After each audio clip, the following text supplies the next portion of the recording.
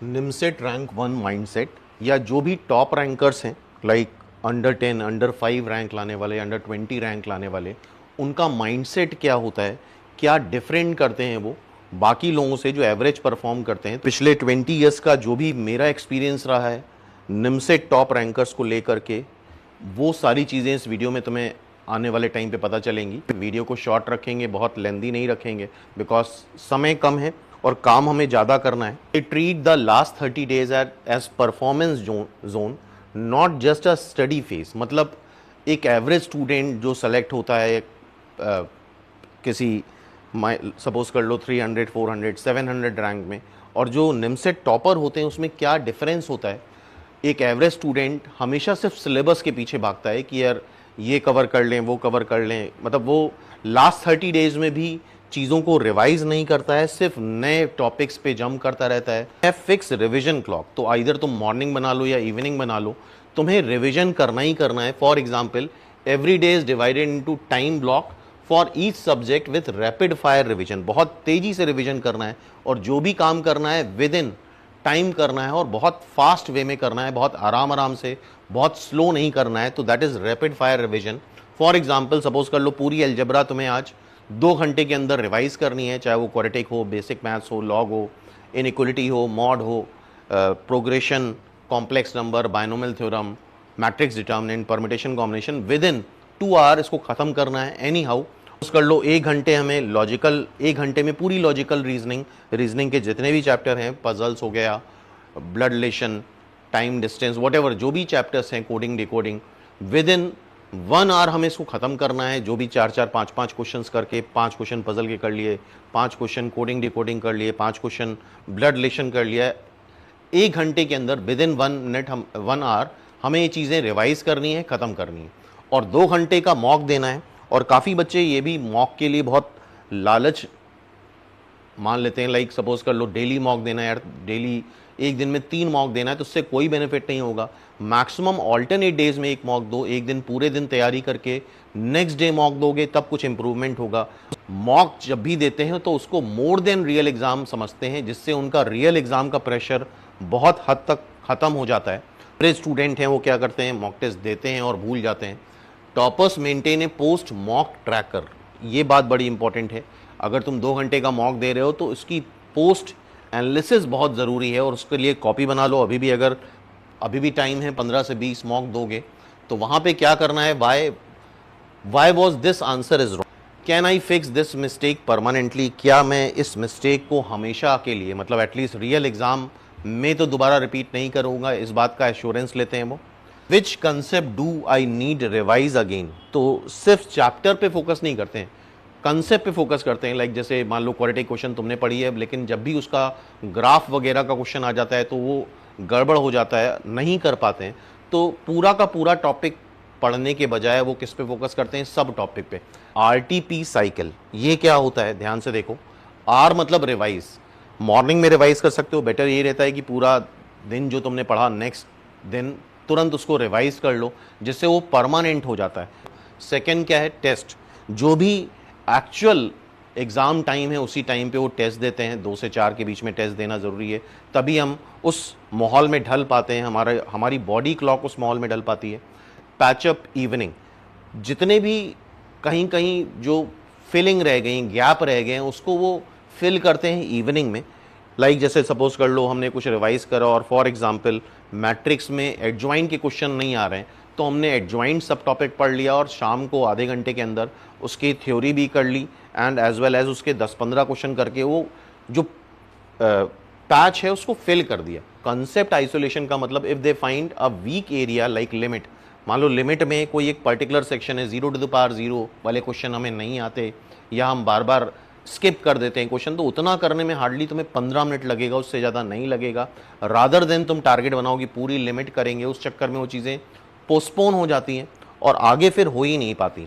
Highest weightage topic जैसे vector हो गया, प्रोबेबिलिटी हो गया, परम्यूटेशन हो गया, ट्रिग्नोमेट्री हो गया, प्रोग्रेशन हो गया, इसी तरह से रीजनिंग, कंप्यूटर वगैरह में भी जो हाईएस्ट वेटेज टॉपिक हैं, टॉपर्स यही करते हैं कि उन टॉपिक्स पे ज़्यादा फोकस करते हैं कि उन पे अगर कोई क्वेश्चन आता है तो फिर 100% सॉल्व होना चाहिए। ये मैक्सिमम बच्चे गलती करते हैं। दिन भर बैठ के वो यूट्यूब में वीडियो देखते हैं और उससे नेट में रिजल्टेंट कुछ नहीं आता है, कोई आउटपुट नहीं आता है, अननेसेसरी समय वेस्ट होता है। तुम फिर से वही उसी टॉपिक के क्वेश्चन करते हो तो नहीं कर पाते हो। तो पैसिव स्टडी अब जो लास्ट टाइम है उस पर अवॉइड करनी है।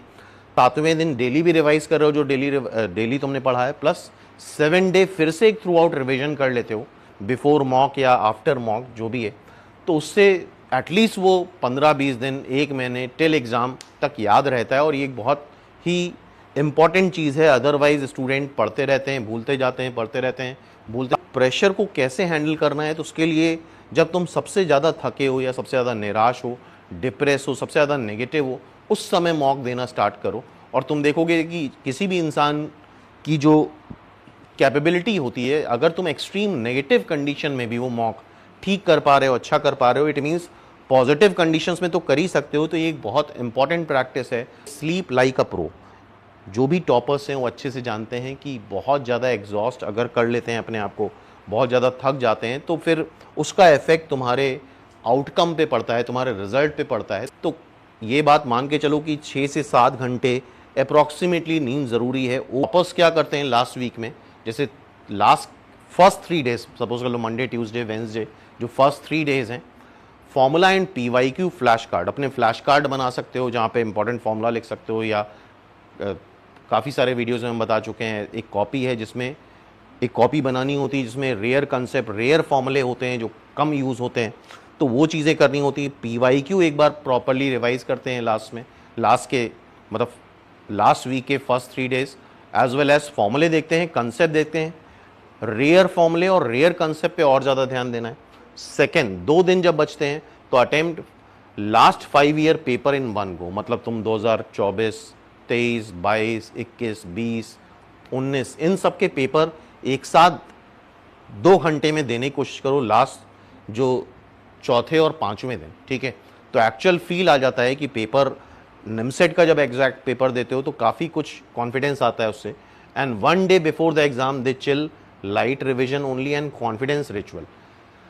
कॉन्फिडेंस रिचुअल के लिए मैंने बताया मेडिटेशन करते हैं, जो भी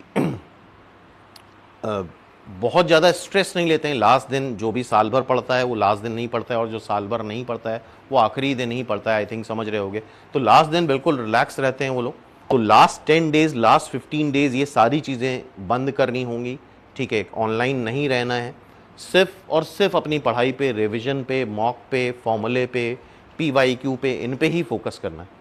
पेपर सिर्फ नॉलेज से सॉल्व नहीं होता है, पेपर सॉल्व होता है कॉन्फिडेंस से। किसी को बहुत नॉलेज होती है तो भी वो सेलेक्ट नहीं होता है, लेकिन अगर एक प्रॉपर मेहनत करी, एक कॉन्फिडेंस है, तो उससे कम नॉलेज के बावजूद भी पेपर अच्छा करा जा सकता है। तो ये पॉइंट बड़ा इंपॉर्टेंट है। 1 day before the exam topper stop chasing new concept. Even तुम्हें 10-15 दिन पहले से ही करना चालू करना है, एक दिन पहले तो कोई मतलब ही नहीं नए कंसेप्ट का। सक्सेस का मतलब ये नहीं कि NIT त्रिची मिल गया या फर्स्ट रैंक आ गई, सेकंड रैंक आ गई।